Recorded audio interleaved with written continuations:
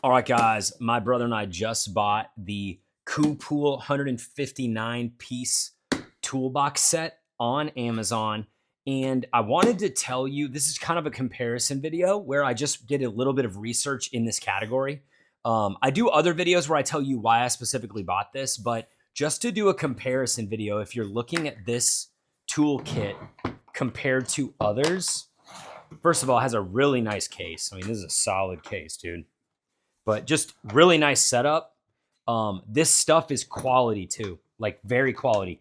The grip's nice, solid material. It's heat treated. Here, I'll give you a vibe. So I wrote down a couple things. So basically, if you're getting a toolkit set like this, most of them honestly include maybe around 100 pieces. So what you're getting is you're getting extra stuff like hex keys, sockets. You're getting all the sizes. I mean, this has really everything you could possibly need.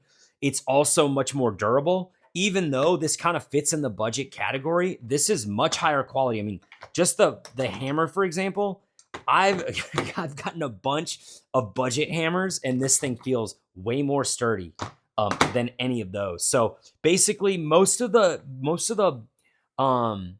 toolkits like this, they're not heat treated, and this one has chrome vanadium steel.